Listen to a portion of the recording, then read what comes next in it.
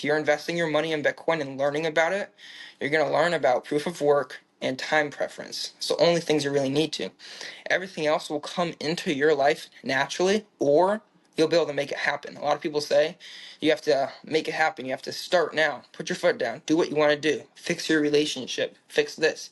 If you're not mentally ready to do that and understanding of the world and how it works, and you're stuck in a fiat mind, you won't be able to do what you want. It just won't happen. All right, and we are live, everyone. Thank you so much for joining me today for another conversation with a friend from the Bitcoin verse. And today we have a really special one. This is a new youngest guest we've ever had on. This is Gen Z for BTC. He's 15 years old, which is just super cool. And I've been talking about this for a while, how we really need to bring this Bitcoin content to the younger audiences. And I think that this is a perfect way to do it. So, Ben, really appreciate you coming on, man. Thank you for having me on. It's an honor. Yeah, so I would love to hear your Bitcoin story. I know that your mom played a really big part in it, and you've been going through this sort of on the side of your normal, I guess we could call it fiat life, your regular life that you're into, just like we all do. It's kind of this new thing that comes in and decide. So could you give us the breakdown of how that actually happened? Yeah, so it started whenever I was probably like 13, and I was watching TikToks and stuff, and I kind of got an idea that I wanted to be successful when I grew up, and I had zero clue how. I was so young, just getting into middle school, or like seventh grade, something like that, and I really didn't know what I wanted, but I was like, that was my first kind of idea of what I wanted, was to be successful and not have to live a hard life, like as hard as in, I mean, like working every single day to be able to just afford dinner. Wasn't really looking to do that. I wanted to figure out a way how I would be able to do that. And then my mom is a single mom. She worked like all of my life very hard to put food on the table for me and my brother and have a roof over my head, which I'm super grateful for. But she works very hard, and I've noticed, and she always says, groceries are getting so expensive, no more candy, no more like Pop-Tarts or whatever. And I always like kind of wonder why, if you're doing the same stuff and you're getting the same clients. She cuts hair, she's a hairstylist. I was wondering, why is stuff getting so expensive? And she would say inflation. And I'd be like, cool. I don't really know what that is. Don't really care. I'm young. And then I would go hang out with my friends at the mall and would be like chilling with them, and we would walk into like a shoe store in the mall, and they would see a nice pair of Jordans and be like, oh, I like these.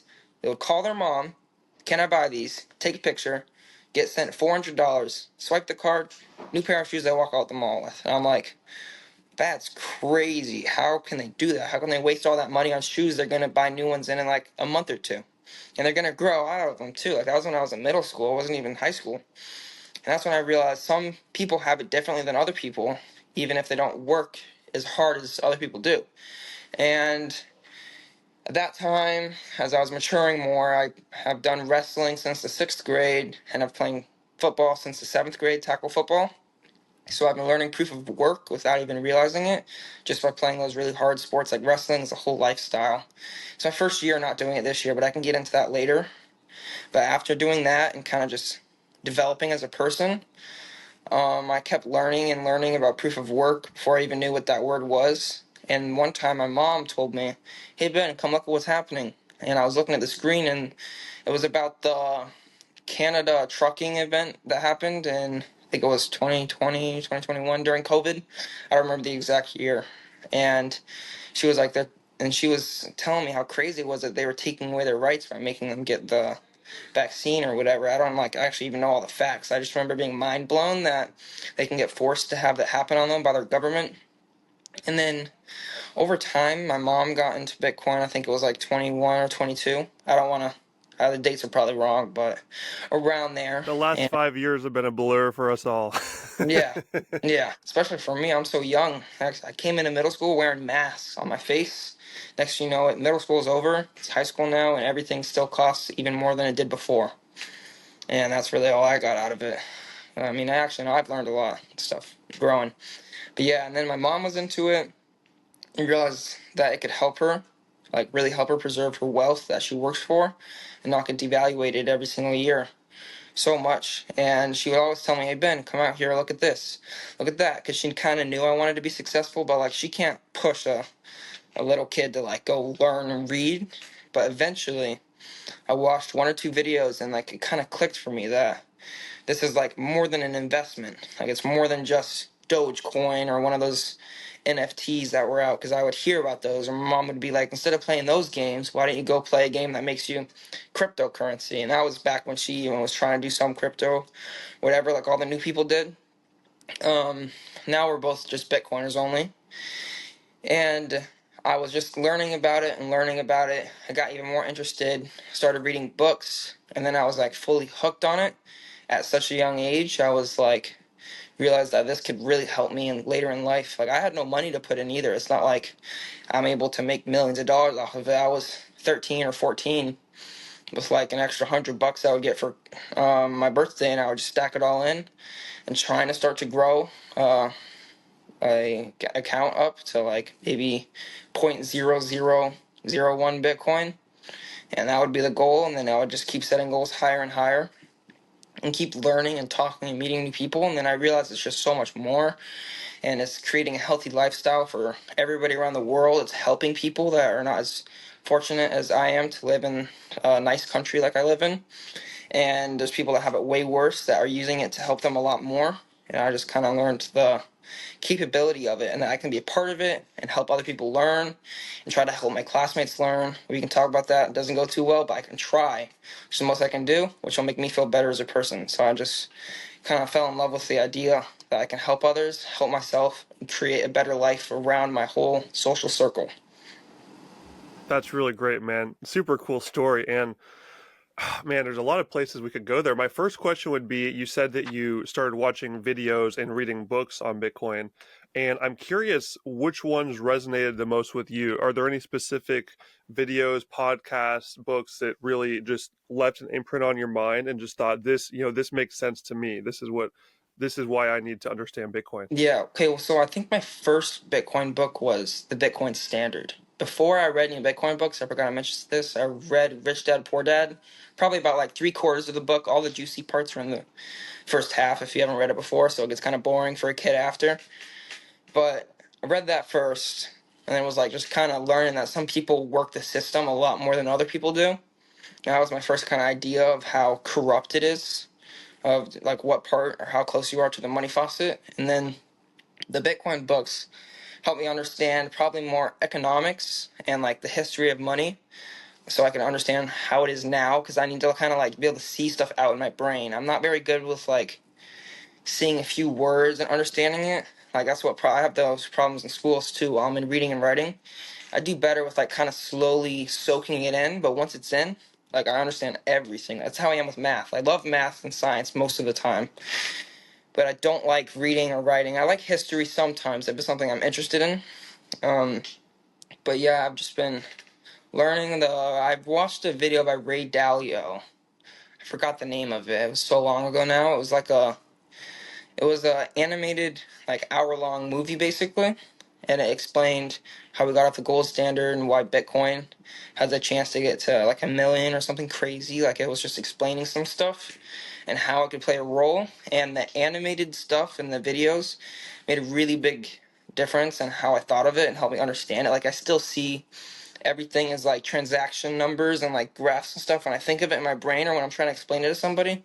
I use my hands and I'll be like, it's coming from here to there, and it's just a like numerical value. And I try to help explain it like that. But those videos help me a lot if I can visualize it by like animating on a screen.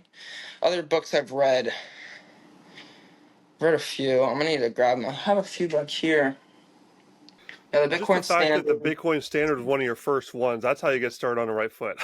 Yeah, yeah, That that was my first one. My mom bought it for me, or she already had one. She awesome. bought another one for me. I'd bring it to school. I'd get made fun of a lot, like joking around, made fun of by the football team, because For I would sit reading the during book. lunch reading a book. They don't. Wow. Football team does not read books normally. Oh, man. I Hmm. mean, that we'll definitely get into that a little bit later, how, just the average kid at school this is just a whole different world, and Hmm. most of them aren't ready for it. But Yeah. kudos to you for just taking a dive and going for it anyway. And a Hmm. couple of things there. One, Rich Dad Poor Dad, that was also one of my preliminary books. I remember I read that before I really started getting into Bitcoin. I think I was still in my crypto phase when I read that one. And that may have been one of the building blocks to realizing, okay, I need to, be thinking about this differently. I Hmm. love just the assets versus liabilities analogy.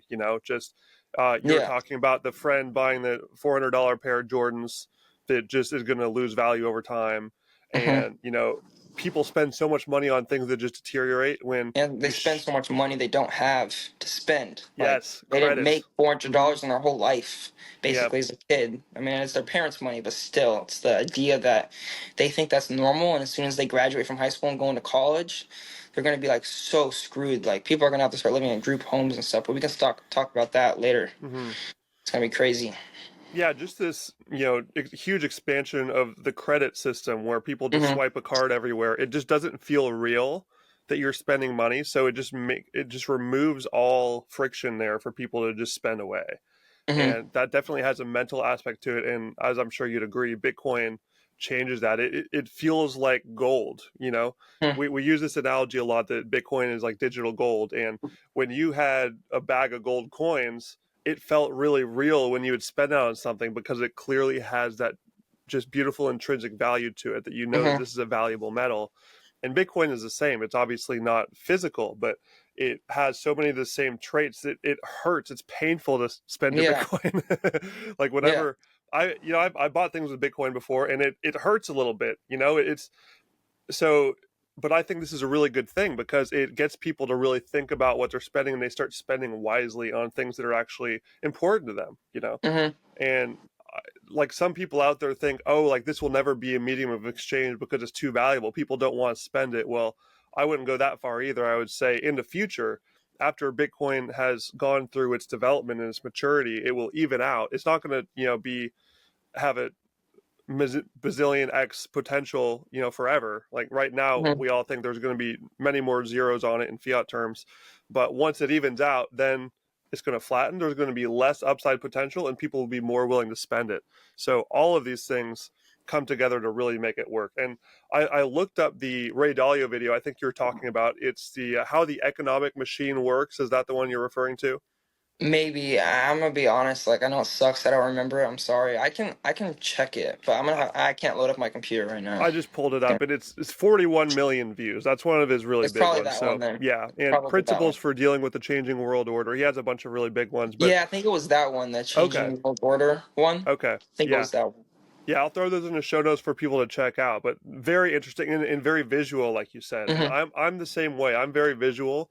So when I see things laid out visually, that sticks better in my brain. Do you Hmm. think most of your generation is the same way? Do you get a sense for how people are learning differently? Do you think visual is Yeah, the way forward?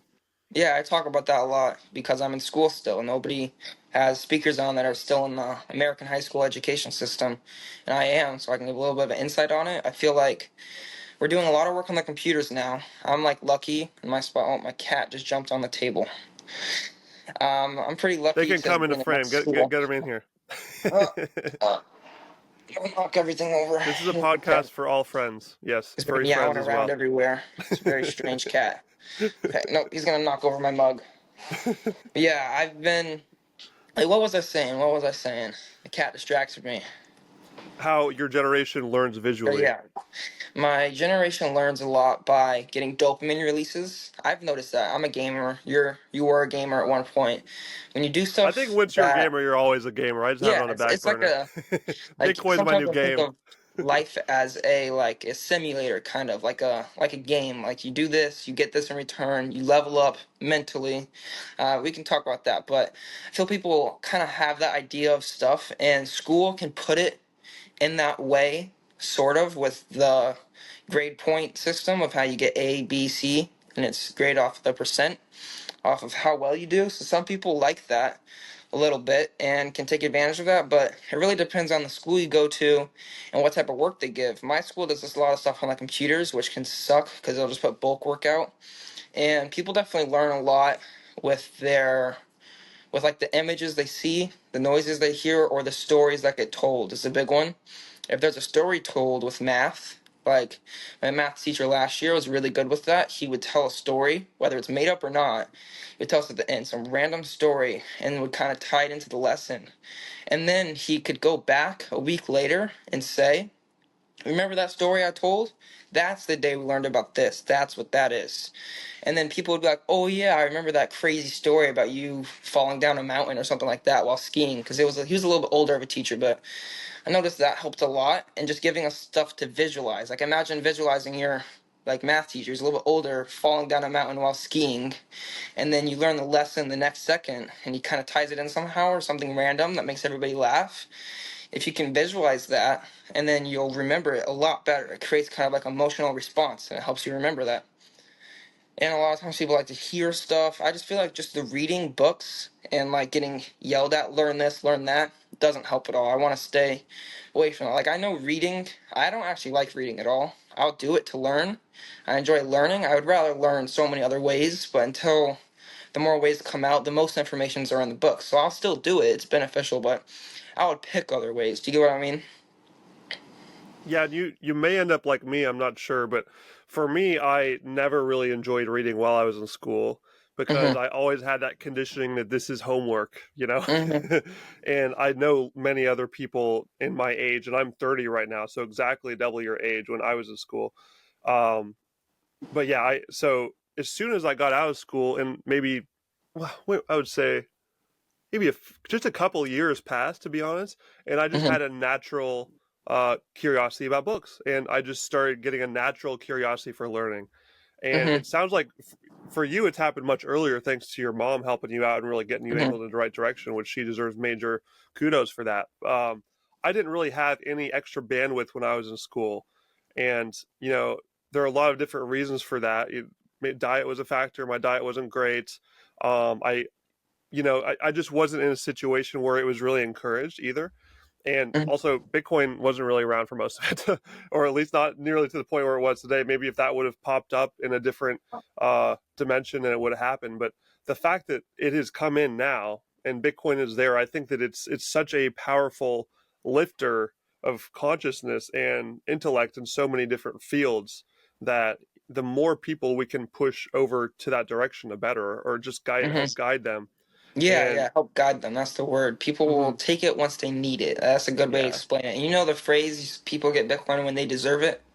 yeah, I like that phrase for everybody above the age of 25. But then for mm, everybody that's my age true. and like in college, they don't get it when they deserve it. It's going to be pretty late when they get it. It can still help them, but that's what I like to push towards is help them get help if they need it, because everybody's going to need it eventually. That's my age, unless they have extremely wealthy parents that can fund their whole life, they're going to need something to get them away from the US dollar, or unless they change it somehow dramatically, which they won't. It's not possible. I like the numbers. Like I like to see the numbers of the inflationary system and see how it's impossible for it to get reversed. Like it's just impossible. So once you see that, I don't know how anybody couldn't buy Bitcoin. Like I can say that to somebody and show them the charts. I don't know the exact numbers, obviously. I'm not like a complete math nerd, but I can show like some of my friends' parents when I talk to them about it, and they'll still be like, "Bitcoin's a scam. Stay away from it." And I'll just be like, in like wow of how they can say that, and I don't argue with them because like it's disrespectful. But you get what I mean, right? And Yeah, then their kids are gonna definitely notice a difference when they're older and they look at me and they'll be like, I remember that kid. He was telling me to get this. Now it's worth this much. Now everybody has it. Now 50% of companies with a net worth of over a million has it and owns it in their stock portfolio. Yeah, I guess it's gonna be pretty crazy. But then it's not gonna be the kids' fault when they don't have it. It's gonna be their parents' fault or just the fault of the education system saying that yeah, everything's gonna be all right when it's not, like trying to push kids to go to college, trying to push them to get in a lot of debt when they don't really know what they want to do. Like, I know it's normal to go to college when you graduate, so you'll be 18 years old. Most people are. I'll graduate when I'm 17, but most people are going to be 17 and 19 years old. Still a kid if you're underneath 20, like my mom says. But they are going to be forced to make a decision to go in debt for probably in 5 years. It's going to be like 500,000 for like a big university or something crazy like that. Like if you want to go to a big university, it's going to be double than it is now in 5 years. And they're going to be put into debt for like so much time of their life. And if they're not ready to make that decision to be a doctor, or to be a lawyer, whatever they're getting forced to profession into, they're going to regret it really bad. It's going to be like a big issue, and people are stuck in debt by so much and like enslaved by their currency, kind of, whatever they're using. Yeah, absolutely. I mean, that's so well said. I couldn't have said it better myself. And this debt problem is, as more people learn about what it is and how inflation plays a part, it's a runaway freight train right now. It's not going to get any better, Hmm. and we just need to focus on helping people find Bitcoin, which is a lifeboat. And there are certain people that are always going to try to change the system and try to like fix the fiat system. I personally think it's too late for that. We need to Hmm. create the next solution that's going to help bring people up from a grassroots level. And I thought of another video series that was amazing for me. I'm not sure if you've heard of this. Have you heard of Mike Maloney by chance? I've heard of it. I've definitely Okay. heard of the Baloney name, but I Yeah. don't. I don't remember it. I'm not connecting any dots. I'm going to recommend his YouTube channel. He has a series called The Hidden Secrets of Money. The Hidden Secrets of Money series. And that was, for me, my biggest orange pilling moment. This was during 2020 when I found this, and it's extremely visual. It basically walks through the history of money, similar to the Bitcoin standard does.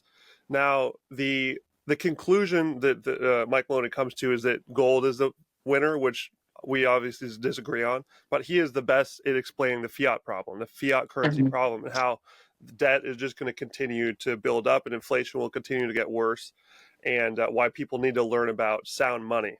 And so I definitely would recommend that to folks your age as well, because he does a really good job laying it out very simply. And yeah, man, it's just so important to help people understand. And one of the things that you were talking about as well is how your the competitiveness and this gamingness that we have in our brains. A lot of us young guys, especially boys, young boys, Hmm. we just like there's like a gamer gene in our brain. We love the points on the screen. We love Hmm. the dopamine hits, like you said. It's just kind of ingrained in us. And I remember when I was in school, probably your exact age, I was super competitive in math. And I wouldn't even say I was really a natural at math, but I was so competitive, and we had things were set up in a way where you could, accelerate your course if you were doing better than everyone else and just kind of keep going. And so I was just Hmm. like, I want to be the number one. I want to be number one. So I would just grind it through it.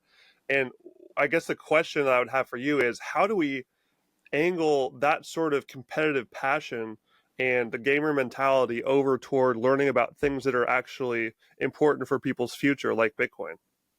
Yeah, I think about that a lot because like that would make stuff so much easier. It's like more of a straight path, almost a straight path, like kind of a guided path. There's a lot of things you could do. Like I've thought about making some type of website that is a game. Like I don't know if you've heard of Duolingo or Oh yeah, like definitely. you know how they have points, and if you Yeah. learn a lesson, it can make learning a language a lot more fun. Learning a whole new language is going to be pretty hard to do to like a kid, but they can make it happen. I think we could scale that up, which I do not have the coding like capability to do this, but eventually maybe it's going to be possible that you could have some type of app that can help you be more healthy, and it can kind of guide to whatever you need to, because whatever you need you'll go there wanting it. Like if you want to be in shape, it can help you get in shape by guiding the way you think, and then it can all tie back to Bitcoin, because Bitcoin's going to be the best until it's not, which really there's no chance for it not to be. Right now it's the best we have to help you with everything because it's not using the dollars. So it could tie back to that, like factually, like not an opinion, like it'll tie back everything to how Bitcoin will help. Whether it's just proof of work, like you can, everybody says proof of work, but it's really a lot more complicated than that. Like I would always hear that one Bitcoin will always equal one Bitcoin or proof of work. I didn't even understand it until like 6 months into my rabbit hole journey. I didn't fully understand it, and it takes me way too long to try to explain it. Like it's still hard for me to even pull the words out to like proof of work and one Bitcoin will always equal one Bitcoin, because it's like a whole nother dimension of thinking compared to the normal fiat way. So like I think it's going to be important for kids to learn that because they're going to need it. So I think if we could implement some type of gaming dopamine system into learning, that could help a lot. I've thought of that for sure. And how you could possibly do that would be like making some type of app and just like, yeah, like having like lessons up, or a way of like a self checklist, and like even like rewarding sats, or you could like do stuff with friends or join a group. And then there's like a jackpot. If you can do the most amount of something, then you get this much sats. Now that it's so easy to transfer sats back and forth, you could make it actually rewarding, and like you could get maybe $1 worth of stuff if a week of work, but like you'll still see that and know that you earn that yourself. And then there's always ways to scale that and be more competitive. Like I feel like there's a lot of potential to use Bitcoin and Lightning to do that and gamify it using actual like real currency. Like I know on the like Fortnite or online, you can play cards with people online, or a fake gamble, which is like you can play poker or something on the VR. I know I used to do that all the time. It's not real, like it has no connection to real money, but it still feels real when you like win all of that. I mean, gambling is bad. I'm not pushing towards it, but I'm like telling you how it feels real, and Bitcoin has the potential to make it real. So if you input, like if you put that into something that's not gambling and learning, or even gambling and learning, it's better than not learning at all. Then I feel like that could help a lot and could like serve a purpose with helping younger people, like because always have our phones on us. You get what I mean by that? Like some type of gamification and then you could use the crypto Bitcoin to be able to transfer around, or even maybe, I'm not a fan of it, but like if you could have a crypto for that game or app to use, then that could also be cool. I'm not biggest fan. I don't use crypto. I don't use that word at all normally, but you get what I mean though, right? It could still It at possibly least help. gets them in a mindset of earning Yeah, something get that's some of the more mindset. real than, the old Call of Duty points back when I was in my Hmm. gaming days. You get the COD points, which is just Yeah, like a nothing coin. or a level up, or a Yeah, level up. yeah. That's a big difference too. Leveling up in a game feels so amazing. I just hit level 92 on my character or whatever. I don't even want to say how many hours that took. Probably like 90 You could hours over share the with me. past. I've been there. I Yeah. remember looking at my time played stats. Yeah. Yeah, so I finally got it. I like jumped off my chair and I was like, yes. But then I thought for a minute because my mom was like, Ben, shut up. And I thought for a minute, what happens if I put all that work into like working and providing value to somebody else, Yes. and then I got to keep all that value? So there's no super easy way for us to do that, but I feel like with Bitcoin, there's going to be a chance, like a lot easier ways for you to provide value to other people. Like when I go outside and knock on people's doors to mow their lawn, I live in a somewhat nice neighborhood. I don't live in a humongous house, but I live in a pretty nice neighborhood. And people have all their lawns getting mowed by a company already, so I can't do that.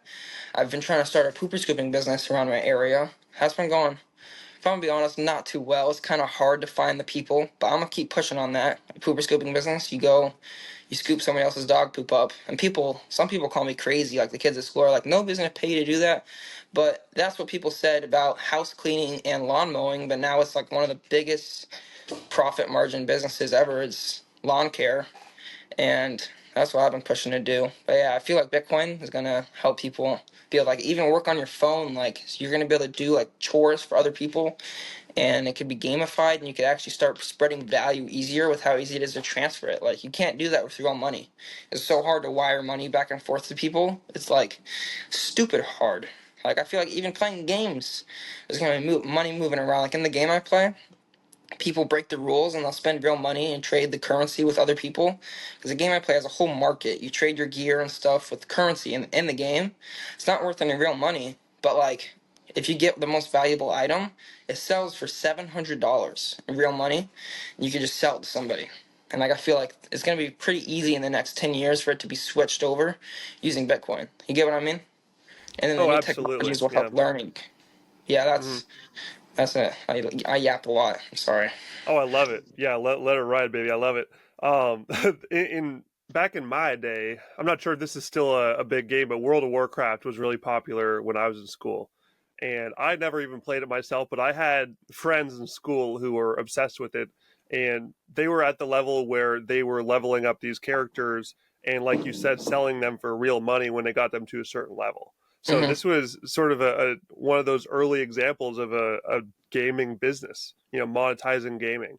Hmm. And, I really think that, like you said, there's such an easy on ramp for people if Bitcoin is just implemented into the games that are already out there, Hmm. and a lot of us Bitcoiners have been wondering, when are they going to do this? Is it going to be the new GTA game? Are they going to add Bitcoin? Because so many people play that, and there's so much like monetary exchange involved. And Fortnite, you mentioned, there's a ton of monetary exchange involved in that as well. There's all Yeah, these skins and things that you can buy. So it seems like it has to be a matter of time before one of these gaming studios, similarly to Michael Saylor at MicroStrategy or Nayib Bukele in El Salvador, one of these gaming company has to be the first one that just takes a risk yeah, and just goes for it, yeah, and takes the short term loss, perhaps. And, I don't even know the economics so well, but I mean, there has to be a reason why none of these businesses do it because they want to keep all of your spending in house. They want to keep it with their own yeah. altcoin, their own like in game Yeah, they're currency. running their own government basically, and Yeah, really, it's not exactly. even government considering most of the time. Like once you pay for their currency, it never comes back off. If you used Bitcoin, there has to be some way to get it on and off. But with that being said, that's when they could just take, like they wouldn't be stealing people's money. It would just be pure fees, and that's how they make all their money. Like Steam. Have you heard of Steam before? That's a pretty big Yeah. thing. Hmm. Their points, like they use a lot, and they have like ways you can earn some or get like bonuses. And I feel like they could somehow do that. Like I know when FTX wasn't nothing, I used to watch Apex Legend gameplay at all or a lot, and I would play that a lot. And they were sponsored. A few of the teams, the professional teams, were sponsored by that, and that was their first kind of a little bit of crypto inning. I know that went terrible because I was crypto, not Bitcoin. There's a big difference, and that's how everybody found out the rough way. When they no longer had FTX in front of their usernames, I found out that way. I was like, huh, I wonder why the FTX isn't there anymore. And that was pretty funny. But yeah, I think there's gonna be a big way, and it's gonna all come in really quick over the next 20 years, maybe not even like 10 years, because people are just gonna start realizing it's more than nothing. Like most people and most companies are afraid too to go away from fiat if that's what they've had, and they're working on it. They're making money. Why would they switch it? They don't have a need. But once new gaming companies come out, and they do need a way to compete with other companies, they're probably going to be the ones that switch to it. Then the other companies are going to jump on it too, obviously. But it's going to take a few like people to fail doing it before the big ones go on. That's how it always works. Yeah, absolutely. Someone's going to have to break the door down. And, I don't even know if it would fail at this point. Like, usually you think the first mover is going to be tanking a bunch of damage, and, the next people behind them will be the ones that really succeed. But, man, this thing's been cooking under the surface for so long. Part of me thinks, man, if someone just takes that risk and goes for it, it could be a huge success, too, Hmm. because I don't think it necessarily needs to be a failure the first time because it's such a natural meshing, the just all they're doing is replacing their altcoin or their in-game currency with real currency, Hmm. and that's it. It's not a major move like El Salvador going on the Bitcoin standard. That's a major Yeah, societal shift. This is just changing the game currency, and it's such yeah. a natural I transition. I understand what you're saying. It's so natural to us, but think about all their investors and all their player base. Yeah. If their player base doesn't like it, they don't have a player base anymore. The difference with the El Salvador thing is if their citizens didn't like it, they didn't really have a choice. They're still using the better thing, but when the player base doesn't like it, it's pretty easy to press close on the window and open up the next game and start playing. That's what I mean by the risk. If it like, and then they lose money and then they go bankrupt. Games don't have that much like actual investments. Like people don't. There's no investments that go into the games. Like people don't invest in the games. People may invest in the game company. Like Epic Games owns Fortnite, but whenever they make a new game, people don't invest in that game usually. Like it's not really how it works. So if that game goes bad, all the money they put into the graphics designing and stuff goes down the drain. That part is like the kind of risk, and that can apply to everything else too. Opening Bitcoin companies. I mean, there's different with companies because you can get investments, and then you're actually like getting a return on your money. But the gaming stuff, that's gonna be a little bit. That's why it's a little bit rougher because everybody has to like it for it to work. Place a prediction, dude. When do you think we're going to see the first Bitcoin integration into a video game and into like a big studio Into video game? When do you think it's going a to happen? big Yeah, game because I know yeah, people have little games right now, yeah. little ones that have like 20 people playing or something like that. But a big one, I'm gonna give it 3 years, maybe Okay. maybe 2 or 3. Because No, you with got the you got to pick one year. You go with 3 years? Two, 2 years. Okay, Like I'll go with three then. 2026, 26, around there. I 26. All feel right. like it's gonna happen, and people are gonna be buying. Either they're gonna be buying the currency, and then they're gonna own that currency, and that's gonna be worth something like a real crypto, or they're gonna be buying Bitcoin through a game, which is gonna be crazy. Buying, Yeah. it's not gonna be called Bitcoin, but it's like, think about like the gold standard, right? I feel like it's gonna be like a Bitcoin standard on a game. Everything's gonna be traded through. I think that could be pretty cool. And then like the base to play, if you find cool stuff, could be traded through that. But it's enough games. But yeah, I think there's a lot of potential in the gaming selection, like the community, and then the kids that all play it. That could play a big role with education too. Like you learn your real Yeah. proof of work. It's not, and you're Hmm. not. I mean, it's still a waste of time. Anything that you're sitting on a screen, it's technically a waste of time. But whatever makes you happy makes you happy. If you're enjoying it and you're learning a little bit, that's a plus.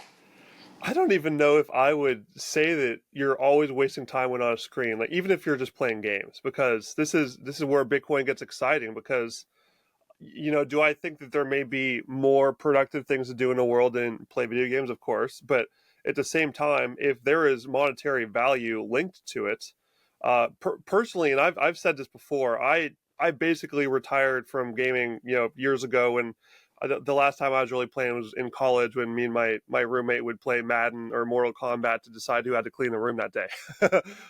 Since Really then, I've awesome. sort of gone off to do other things, and Bitcoin has become my new game. It's like this is the whole world has now become a game because you're following the whole economic system. But if there were to be a Bitcoin integration into gaming, and hey, it doesn't even have to be on the games themselves. There are even streaming services that are now using Bitcoin where people Hmm. can send sats to each other. Zap.stream is one is doing that on Nostr. I see people post on Nostr that they're playing a game and they're streaming, so you can go watch them stream just like Twitch does, and you can send them Bitcoin. So it's already starting to happen. But just when there is a way to actually earn real value for this, I think that completely changes the mindset for me. Where I might pick the controller back up and go back and play some Battlefield with some friends. Just like go on Nostr and say, "Hey, let's all play some games, and I'm going to beat you all and take your sats. Let's go." And it has a real value attached to it, and I think that Yeah, that yeah, is yeah. much less of a time wasting factor. Whereas back in the day when I would just be up till 3 a.m. playing zombies with my buddies, you're not like I would say I don't regret those days. I definitely don't look back at and wish I would have done all these other things because I had a really good time socializing with my Hmm. friends through that. It's a really Yeah. good way that typically boys socialize and connect and grow Hmm. together is by playing games and learning teamwork. And I would even say that those roots probably helped me to where I am now, being really competitive and really dedicated and really persistent to win on these Yeah, things. me I've just too. been Me able too. to apply that to different things. So explain how I've that's noticed applied to that. you as well. Yeah, yeah, I've noticed that a lot. When I used to play the FPS games, which is like probably like I've only been playing the game I've been playing now for a year. I would like do hours of research on how to get better, how to be able to aim better with your hand, like how to place your hand in the best way on your mouse to like win and be able to aim the best. A lot of it was like placing your little character using your keyboard in the right spot in the game with all the other people to be able to win the game. It helped me learn how to learn. Like I would try to soak in so much information. Like you'd have to learn the whole entire map. It's crazy. Like you could probably remember the zombies maps that you played 15 years ago in your head. I know you do I too. could I I could if you remember. put me in that Kino der Hmm. Toten building from zombies Hmm. from Black Ops, I could literally just walk through with my eyes closed. Yeah. Yeah, exactly. Like we learned all that so well because the game was setting off those emotional stuff. Whether you're giggling, laughing with your friends, or whether you're screaming, raging because you died, you're still gonna remember whatever happened, and you're gonna remember it like happily because it was something that happened. Like it's good to remember something that happens, whether it's good or bad, whether it is than to remember nothing. You get what I mean? Like something is better than nothing. You have to live life by that. And then you have to take risks to have that something.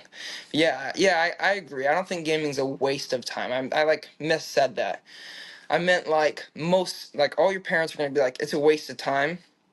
And there's other stuff you could be doing, but it's kind of like up to you and how healthy you are too. Like you could be somebody that is depressed playing games if you're using it to do something when you should be doing something else. It's bad, but if you're using it just to genuinely enjoy your time when you have extra time, that's pretty beneficial. Like Elon Musk, he just streamed the other day during break while he was on an airplane. He was streaming using his tower satellite thingies, whatever they're called, playing the game that I play, and everybody was like, "That is so crazy." And yeah, I think it's pretty cool. I think gaming is like kind of like this sounds so crazy that me and like I'm glad that me and you can connect on this because my mom would call me crazy, say it's a waste of time, go outside and mow the lawn. It really can help you learn like how you create your own like dimension, you create your own realm in your own head. Everybody lives their own life. You don't have to live by the government, you don't have to live by your teacher, and the sad part is you don't have to live by your parents either. You have to respect what they say, but you can live your own dimension. Like if you're living in a fake dimension on your game and you're enjoying your life and you're healthy enough to provide for your family and other people, keep at it. Like there's nothing wrong with it. You just got to find your inner peace, whether that's playing games or going outside, like either or. And yeah, gaming with Bitcoin is gonna, I feel like, make people be a lot more into that and providing service for other people. You get what I mean? Yeah, absolutely. And time usage is just a spectrum, and it's not, there is no black and white for, this is time well spent and this is time badly spent. If, and you have it exactly right. You just need to learn yourself and learn how your own brain works and realize, like, what am I using this for? And there are a lot of other, Mhm. different similar things out there where some people could use a certain activity as a escape from their life, or they could use it as an enhancer for their life. And Mhm. this is just another one. It's, if you're using it to just escape reality and you need to get away, and like you said, your mental health is hurting, and so you're using that to like get out of it. I think that is the situation where you may want to look at things a little bit differently and try to find more root cause solutions. But if you're feeling good and you're gaining benefit from this, either whether it be socially or eventually monetarily, then why not? Just Mhm. it's fun. Have some fun and Yeah. don't worry too much. Um, I'd like to switch this over. So I'm really glad we got to bring the gaming into it because I figured that would Mhm. probably be something we talk about, because I think that is such a no-brainer bridge for bringing Bitcoin into the minds of so many young people, because it's such a huge part of young people's lives. No, it seems like no matter the generation, my generation, your generation, it's going to continue to be a thing. It's going to become more of a thing in the future. So I do Mhm. think that the people saying like, "Oh, video games are bad. We should just stop video games." Like, I don't think that's going to happen. I think we should just learn Mhm. to accept it and infuse the Bitcoin standard into it to help these people on board, because it would be such a great way to do that, natural way to do that. Yeah. Another aspect that I think would be good to talk about would be the social media side, because you mentioned you originally started learning about some of these things on TikTok, and that is Mhm. the most popular social media app for young people, I assume, right? Is that even above Instagram at this point? Yeah, I think it is. Or I don't know now. Like there was a big spike when it was for sure. But then there's a lot of limitations now, like with the government and how something was happening with other countries. Yeah, They're starting to try to limit it.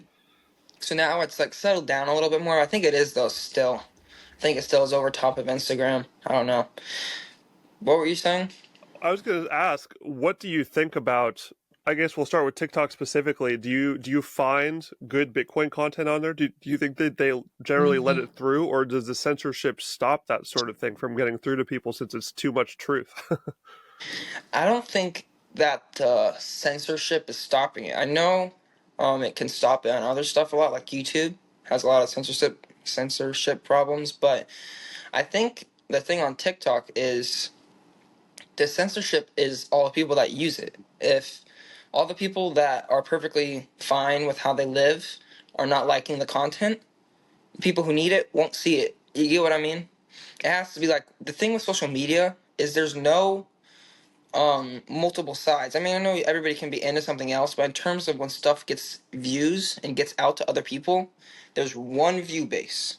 You get what I mean? Like one group of videos that are popular. Like I don't really know. Like there's probably some professionals that see this and can like say the words better that like know how it works because it's kind of like working with like think about if you had to work with one person and how much they like. You'll have to group 100 million people into that one person and split out everything equally if only the first 10,000 people that see something don't like it, all the other people, 990,000 people, are not going to see it at all. Like it won't get out. So That being said, it's going to be like, that's the censorship itself. It's not really the TikTok censor, like stopping it from getting out. It's that people don't need it, and a lot of people don't want it. There's probably going to be a little bit that is going to censor it and like keep it away, because once people learn about that, they're going to change their morals. And social media is evil, kind of like they can get at kids and get them to put money in and get them to like train their eyes and only need that. That's actually, like, I know some people at school that'll proudly show their 9 hours in a day on Instagram and be like, look at how much time I have. I'm like, how do you do that? Like, and like, that's not even counting they're in school. Like, they show it, and somehow they stay up till 4 o'clock in the morning scrolling on their phone. They wake up 3 hours later and are like, I'm gonna go back on my phone and scroll on it. And like, I don't, that part of it's bad, but yeah, it's like they treat everybody as one person and group the perfect videos, like the perfect thing that'll get that age group engaged get to them, because it's a community that like brings it together and finds the perfect video. If somebody likes it, it gets liked, and then it gets put to the next person. If everybody's not needing a new monetary system slash Bitcoin, it won't get out yet. But with time, eventually it will for sure. Like, let's just say, like, lots of stuff goes viral, like, oh, did you know you can put this in a microwave and it tastes delicious?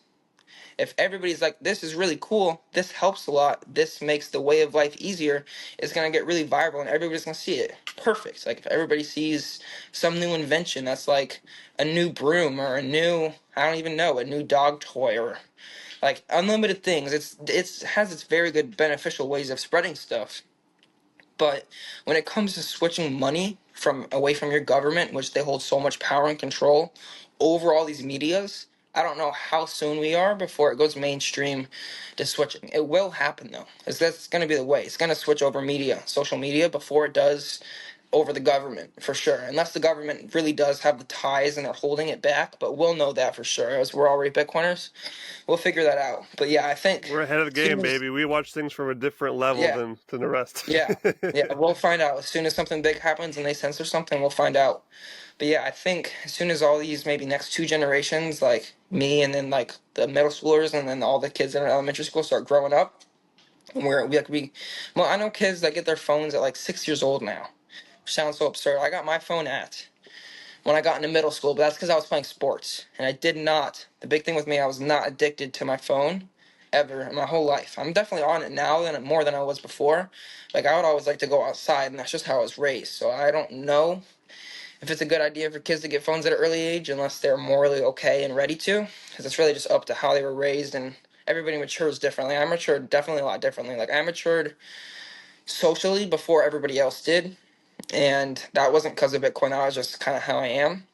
If I'm gonna be honest, that was like bad. I matured too early socially, and then it like took a hit. Like, I wouldn't get to go hang out with people because whatever they were doing, I would think was stupid. It's gonna sound kind of like nerdy, but like sometimes I just wouldn't want to do that, or I wouldn't have interest in going and trying to smoke or going and trying to do that. Like, would I when I'm older? Yeah, like, I don't care. You have to be with the right people, but like, I was trying to hang out with the wrong people, and that like kind of took a hit. And I wasn't always on my phone. I'm not always on social media. I don't post at all. Like, I don't post myself to get what's the word, validation from other people. That's a big thing people do now, is they post and like just try to get validation and try to like, how do I say this? Yeah, I guess validation is the best word. They just want to feel needed by other people. They want to feel liked by other people. And I kind of grew out of that really early. And that was probably because of wrestling, I would say. Like, the main thing with wrestling, I would go and like people found out I'm wrestling in like 6th grade. They're like, Ben, you're gay. You touch other people. Because like, when a person that has never played sports before, that was 6th grade, before people played football and stuff and respected hard work, the people were just bashing at me. And then I was working so hard with that, learning proof of work without even realizing it. I really didn't want to be on my phone. I didn't want to go do certain, like, I still wanted to mess around. I would still go like break some rules at like a like a shopping place, and we'd go have fun at the mall. Like, go play hide and go seek tag and Macy's at the mall with my friends. Like, I remember that was like one of my best memories ever, knocking over a tower of stuff and getting yelled at, having to pick it up. But still, like I was still interested in doing fun stuff, but it was like the pity stuff that was like really irrelevant that didn't actually give you any like gaining that I didn't like to do. Like I was like, oh, why don't like in seventh grade? This is gonna sound so funny, and everybody's gonna laugh at this. Like that was when everybody realized boys like girls. Like it's more than just a friendship. It was like sixth and seventh grade, and people were like, I have my girlfriend, and they would walk with them holding hands in the hallways, and I was like, huh, that's pretty cool. I was like, I want a girlfriend. That sounds cool. And like my friends were like, you gotta start posting and taking pictures of yourself and posting it online. And I was like, I don't want to do that. That's weird. I was like never comfortable with that, and I still not comfortable with that because you don't need that. But everybody was saying that, and that was like the expectation. So if you weren't doing that, you wouldn't get what everybody else had.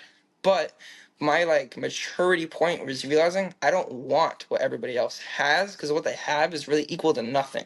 It's like owning fiat and being like I like that's like winning a small lottery and saying I'm set for life. A small lottery. Like if you earn a few $100,000 and you're like, I'm set. I'm done with everything. I'm gonna be perfectly fine. They go and spend it all and then they're done. And then they're even worse than they were before because they thought they had something which they didn't. And that kind of all ties back into the social media. Now that everybody has their phone, that's the central point of everything. It's like a whole nother, like the games. Social media is a whole nother universe of thinking. Like some people make their money off of social media, some people lose their money on social media, some people waste all their time on social media, like seriously waste it. Like some people are really, really depressed and like it's sad, but they're really stuck on that. And it's evil how it can keep them on there because they don't have their own strength to get off of it. But I'm done yapping about that. You get what I mean? It has a big effect on kids, adults, on everybody. Like it has its good sides, its extreme bad, and then its median middle, depending on how well you're doing at the moment. It's gonna have an effect, and Bitcoin's definitely gonna have an effect on all of that. As soon as people realize that it can help them, and when they want help, it'll start going. But you have to wait for that majority of people to shift. Without it, plus the censorship, it's not going to get out on social media, and there's no way to really change that yet. We're just going to have to wait. Only time will tell, and only broke people will tell when people want money and want value. That's going to be what tells. You get what I mean?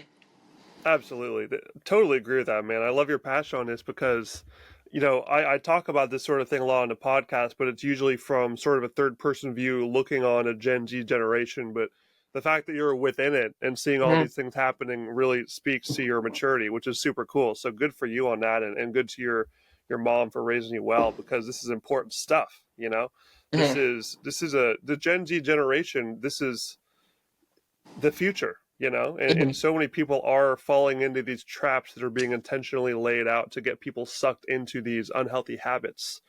And the social media algorithms that are, like you said, they're designed to keep people addicted to them. And one of the really darker things I've been learning about recently, have you heard of the show Coco Melon? Yeah. Basically, it's this TV show that's on YouTube, I believe. So it's available for everyone. It has billions and billions of views. It's one of the most Mm-hmm. popular TV shows for like babies and infants, for children, for very young children, Mm-hmm. and parents who, are too stressed out because of inflation and their fiat money and their fiat job, unable to support their family. They will stuff an iPad in front of their baby's face Mm-hmm. or their little kid, at a younger and younger age, like you said, and they'll go find Coco Melon. And this TV show has been designed to be as addicting as possible to that young brain. It's just looking for dopamine hits. And it has lots of really bright colors and bright sounds and quick cuts and all these things put together. And they literally have a laboratory in their studio where they have kids, watch the screen. And in the second they look away, they take notes like, oh, they weren't addicted enough. We need to change this scene so there's more Mm-hmm. colors, more sound. And parents are finding that when they take these things away from their kids, they are having legitimate withdrawal symptoms and they're having Mm-hmm. temper tantrums just because they're losing their screen. And we're seeing Yeah. this at different levels through all these younger generations. And the question is, how do we fix this in a way that makes this technology a really powerful tool that it can be without bringing these people down? How can we help it raise people's consciousness Mm-hmm. without suppressing it and getting people stuck in these tailspins? And one of the things we talked about before we started recording was Nostr, which is something I'm extremely excited about. And I know you're a busy guy going through school and you've only sort of tiptoed into it a little bit, Mm-hmm. but I'm really hopeful that that will play a part in this, and will be interesting to see where it is in a few years from now, because that is a very new view of social media and communication online. And I think that Hmm. it could potentially be like the Bitcoin of the communication sphere and the social media because it is Yeah. decentralizing it out. It's breaking up the big tech censorship paradigm, and it's giving people control over what they see. And it also has Bitcoin integrated so people can actually share sats with each other. And all Hmm. of a sudden, you have this real value layer where there's no longer all these bots and likes and fake engagement Links around. to the And real world. Like, I yes, talk about realities a lot. I don't want to sound like a crazy person, but like whenever we're all you're playing crazy here. games. I only hang out with crazy people, dude. Yeah, yeah. I think crazy people are the normal people. Like Yeah, a big thing exactly. people say a lot in my age is bots. They say you're a bot, and I'm like, because people call me that sometimes because I'll walk around reading a book and they'll be like, "You're a bot," and that's like a way of saying that you're a normal. Like no, they say NPC. That's like I actually hate when I get called that. That's one of those things. Like I hate the word eel, like bad, like disgusting. I hate those words, and I also hate when people call people NPCs. I feel like it's such a deteriorating word. That's like I think of that as like a slur. Like that's how much it like hurts when people call me that or call other people that. They say you're less than me because you're acting like the normal person. You're not enough to be on the same level as I am. And all the people that say that are all the people that do the same exact stuff. They like do the exact same stuff. And I think I've talked about this with my mom a lot when I used to have social issues. Like I would be like upset because I didn't get to go out with somebody because this one kid didn't want me to, and I would be like, what the heck? And then they would call me NPCs. I don't wear expensive shoes. Like now, people respect it and know me by how I am, and like I'm doing pretty well now. I found the right friends that don't care about those things. But like I've been wearing these tennis shoes. I have really wide feet. This is kind of funny, but I have wide feet, and I've been wearing the same branded tennis shoe for like 4 years now. Like, of course, new shoes like every few months for wrestling and stuff, but like they're comfortable on my feet. I like them, but that's like people make fun of it all the time. Like, if I ever get in like a little argument, like a fun argument, they'll bring up how I dress or what I wear, and I'm like, what are you talking about, dude? You just copy exactly what you see online. A lot of people have security in um, being like other people, but they don't learn and realize what they're being a part of isn't right or isn't what they actually want. You get what I mean? Yeah, absolutely. And I can absolutely assure you, as someone who's been through, the same path where I always did things a little differently. I've always been a weird dude, Hmm. and every single year it gets easier, and it eventually gets to a point where you are suddenly the man, you know, Hmm. because people realize that you don't care about what anyone else thinks. And like I would say right now in your teen years is where you're at the absolute peak of all the actual, quote unquote NPCs just reflecting that back at you when they don't understand that you've actually risen above this already. Hmm. And I would definitely say just keep doing your thing, man, because you're clearly seeing the bigger picture here. And I can promise you that like your respect level and your trust level among your peers, not to mention the Bitcoin thing, the fact that you've been the crazy Bitcoiner in the group, and we're going to see what that does in the next few years. Like you won't even be 20 years old yet. I think that the Bitcoin is going to be significantly different than what we see today, and Hmm. the folks are going to realize, oh man, we should listen to Ben. Those Bens, these Bens always just get this Hmm. stuff, man. Yeah, Bens have it. Most of the Bens. Yeah, yeah, I have like people. I wouldn't say people dig at it, and there's also so like I'll say what people think of whenever I talk about it. Like the people in my age, my classmates, my friends. Some people say, Ben, I don't care about your Bitcoin, even when I'm not talking to them. Like my school is a small school. We don't have school fights. We don't really have that much drama. It's a charter school, so it's still funded by the state, but it's not a private school, and they have a little bit more leniency to like they can pick how they want their education to be a little bit. But we're a smaller school. We don't have big sports programs because it's the educational school. We only get money for education, no sports, because we're a charter school, and it's very boring. Like everybody's trying to get out of the school and go to a big 4,000 kid high school. My school is a middle school and a high school on the same like property connected, and there's only like 900 kids with both of them. So there's like 100 kids a grade, 150 I think, something like that. And then there's schools that have um, 1,000 kids per grade, like 700 kids per grade in my area, like, and everybody's wanting to switch schools and go be with all the cool kids, which I mean, like, that could be beneficial, but so much distraction and like scary stuff, like, it's Pretty crazy. similar for me. My entire high school was 350. I think my class was like 65 or something like that. Very so definitely a Mhm. small school. And there are pros and cons to school size, I would say, when you're growing up. And Mhm. I'm not even sure what you think of these new methods of education coming out, like homeschooling is definitely taking off. There's all sorts Mhm. of different methods out there for different types of paths that we can take people, but it's I think that's going to become a bigger and bigger question is like what is the best way? And I know you're in the middle of it right now. I won't drill you on like which one you think is the best because you're going through your own path, but I will say that there's a lot of interesting things to learn about that on the education side as well, and the way that Bitcoin will fit into that will be quite interesting because Mhm. it will change the incentives of the higher ups that control the educational system. So that will be quite interesting to say the least. And I would say even a lot of the school curriculums will have certain information passed down that is probably a big part of what you're seeing in these other people who are saying, "Oh, you're crazy for talking about Mhm. Bitcoin, and we don't care about the stuff. We're just going to continue consuming these needless things and Mhm. following the same path." I'm very interested in following your journey in the next coming years because you're definitely on the path of waking up to a lot of things Yeah. that people around you are not. So I would definitely say continue doing what you're doing, man. Don't ever let those people get you down, which it sounds like you're not. You've got a Yeah. great head on your shoulders, and just really really proud of you for doing this, man. And Thanks. Thank you're you. on an excellent path, and yeah, we just hit an hour, dude. I think we should try to keep this one fairly short for the Gen Z folks out there who are, Mhm. as we talked about, they're looking for a little bit quicker content, so we can start wrapping this up. But Yeah. uh, why don't you give your message to the people out there in your age group, the Gen Zers of the world? Why should they begin learning about Bitcoin and start consuming content like this? Because this is something I've talked about in previous episodes before.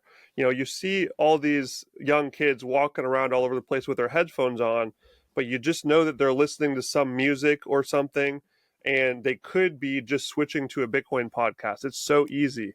It's so Mhm. simple to do. Or they instead of watching, you know, whatever the time wasting things on YouTube are these days. I used to watch these like fail army, like just these long reels of people like falling off and stuff, and I thought it was so funny. What if we just have people watch, Bitcoin videos? Like, Mhm. what is your message to these people who are so close and there's so little friction learning about Bitcoin, why they should? Okay, so this is gonna be kind of deep. It's gonna have a lot of meaning to it because that's kind of how I think of stuff and a lot of different layers of thinking. Like you can't jump to go read this book. I don't explain stuff like that. I'm gonna say first thing you have to do is learn what you think you want, not what you like want to do, not what you want to have, but what you like genuinely want. How do you want to be emotionally? Like how do you want to feel in next week? How do you want to feel in 6 months? How do you want to feel in a year? How do you want to feel in 10 years? Whether you want to be married, whether you want to be doing crazy stuff, whether you want to live a chill life and work at McDonald's, like what do you think you want? I would say you have to start to try to figure that out. And then you're going to have to want to figure out how can you get there? Like, can you get there reasonably? Is it something like, I want to have $1 trillion next year? You can say that. How do you want to get there? Like, there's no way you can actually do that. But let's just say it's a more realistic goal. Like, I want to be happy. Like so, a lot of times people feel like they can't do what they want. I think if we fix the money, you can fix the world. Everybody, all the Bitcoiners know that statement. But I think that really, really has a difference and it can affect people's lives. And I think a lot of people need guidance. Like think of like a counselor, right? Bitcoin is kind of like a counselor. If you start learning about Bitcoin, which you're going to want to have a reason to, if you want to get somewhere in life, whether it's emotionally, physically, mentally, um, or like, yeah, socially, when I say social stuff, that means money. If you can afford to go out and eat and pay for the table, that social wealth. You're doing better socially. I don't mean socially as in you're a cooler person. You can like act a certain way. I mean, like, you're genuinely a better person than everybody else, and you don't have the stress and worry of not being able to get what you want. And that's what I mean by socially, like, healthy. Like, I want to be able to take my kids and their friends out on vacation and go enjoy life. That's kind of my goal. I want to be able to help other people. I'm going to need some sort of value to do that. I'm going to need to figure out a way to, like, make that value, and so I can give it back.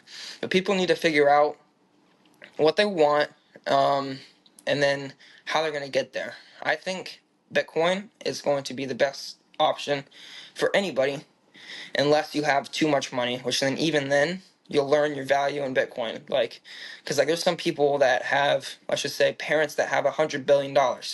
They don't ever have to work for their whole life ever. It's just not going to happen. They don't have to do anything for their whole life. They can sit in their room and do absolutely nothing, and they won't be happy. Like, there's a lot of, they won't be happy. You get what I mean? Even somebody that has too much money, too much value, they don't have any value in their money. They could wipe their nose with $100 bills and they'll be fine. You get what I mean? Or there's people that could get a dollar and be very happy, or people in poorer countries. I think Bitcoin is going to be there for both the high, the low, and obviously the medium, to help them understand value in time and money. Have a better time preference. You'll learn that with Bitcoin. Have a better understanding of what your time does for, like, the investment of your life, what you want. You're going to be able to balance how much dopamine you want versus how much of that serotonin you want, the rewarding feeling. Of course, the serotonin you're going to have to work for, but ultimately that's kind of a better feeling. Like, maybe more fun to go hop on the game, but with Bitcoin, you're going to feel like be able to have more control in your life of what you want to do now, what you want later, what you want in a long time. You can be able to make decisions better off with Bitcoin and investing your what you do into Bitcoin. Learning it, learning about how it works, learning about how to eat healthy. Like, after you realize what you want, I want to be successful when I grow up, just a common statement, you're going to realize you have to be mentally healthy to be able to be disciplined to make money, right? To get mentally healthy, you're going to have to figure out how to do that. Like, there's a lot of different opinions. There's a lot of professionals that can say that. Like, do this, do that. Meditate every morning. You're going to have to figure out what you want to do so that you can, like, trust yourself. You're going to want to trust yourself of, like, oh, I can say I want to film a podcast once a week, right? But if you're not mentally healthy and you don't feel like doing it one week, so you don't, that's not going to help you with your goal. You have to be mentally ready, and then you can start working on it. You have to have a plan, a goal, and I'm going to keep saying this. It goes all the way back to Bitcoin.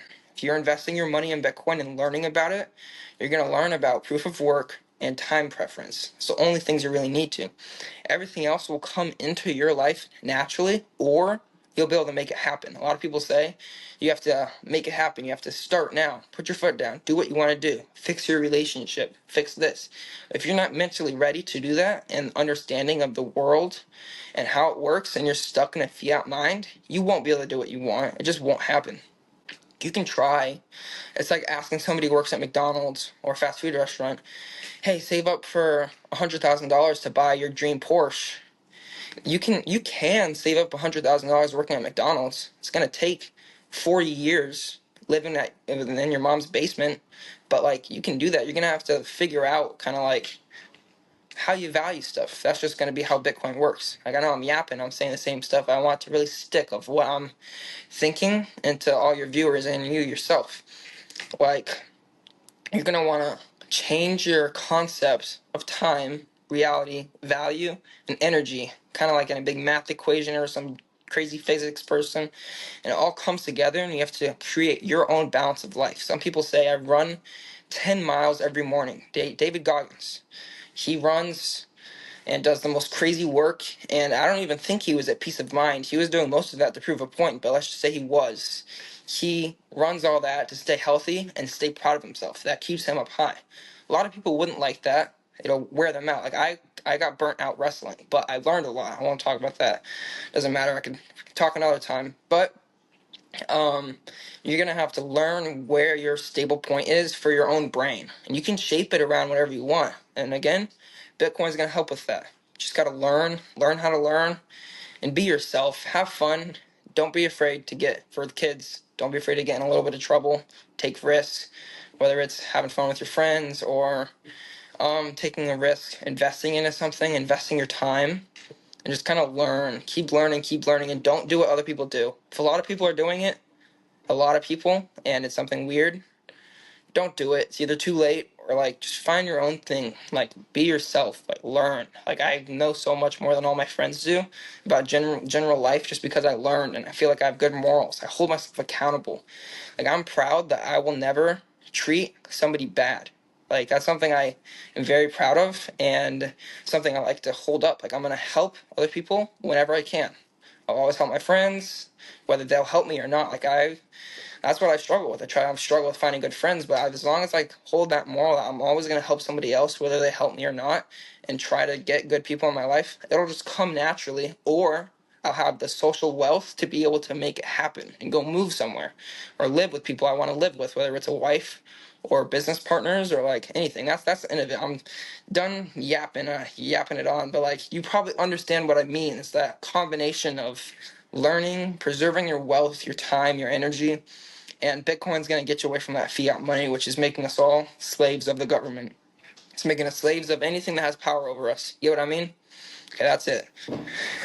So good, man. Yeah, money doesn't buy happiness, but it does buy freedom, which allows you to find what truly makes you happy. I think Yeah. that is the main takeaway that I totally agree with. And Bitcoin does this, and nobody Mhm. deserves this bright future full of freedom and ability to do what you want to do more than your generation, Gen Z. Because I think that when I look at the generation to generation differences, I think that I'm happy with my millennial generation. I believe that we did a pretty good job stopping, or we're at least passionate and we really care about stopping the fiat train that I would say the generations older than us, mainly the baby boomers. Sorry, boomers, love you, but uh, that the people in power during that 1971 era of creating this money printer system started this train in the wrong direction, and the millennials are stopping it.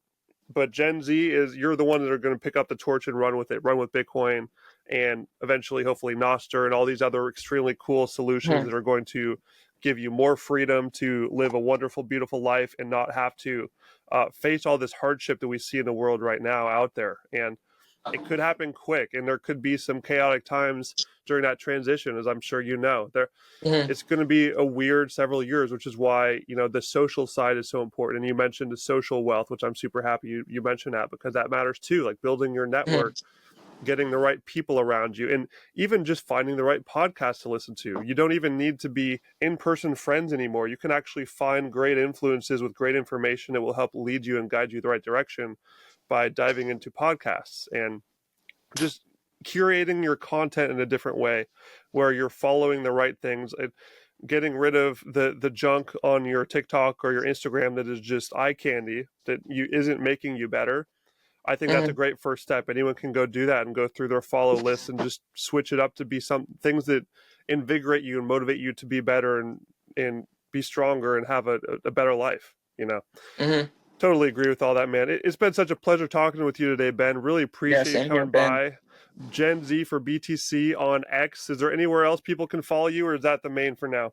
That's the main for now. And if anybody wants to message me, talk, or help or anything, you can. My mom also runs the account, so you don't have to be worried about the underage thing. I always have to say that because a lot of people, it's reasonably to be worried that like if some dude messaged me, they'd be like, it's kind of weird. You're messaging a kid. Never have to worry about that. My mom helps me with everything. Always, she always checks my emails. She checks stuff. Helps me. My mom helps a lot. I love my mom. My mom was on Nostr. She was walking by, grabbing a snack, and was like, "I'm on Nostr, ha ha ha." And I was like, "Oh, Amazing. no way!" Pretty funny. She's mom's That's in Bitcoin. Oh, You'll see okay. I her on need to my write. account. I think I actually recognize that name. I'll have to make sure I'm following her because she's doing amazing work. Shout out to her, killing it. And Yeah, yeah, man, I'll keep an eye out for more from you. I really look forward to following along your yeah. story, and we'll Thank you stay in so touch much for for having sure. me on. For uh, my pleasure, my friend, and we'll Yeah, we'll be in touch, and we'll do it again sometime. Okay? gotta hop on the game sometime. Sometime we'll Yes. figure it Oh, out. it'll happen. I'm Sometime gonna we can dust off stream. the. Yeah, I'm gonna dust it off. We're gonna stream some games Mhm. sometime. You Yeah, mark that'll my be fun. words. Yeah, I'm gonna cool. take all your stats. All right. I'll see you later, man. Great Okay, talking to see you. you later. Thank you so much for having me on.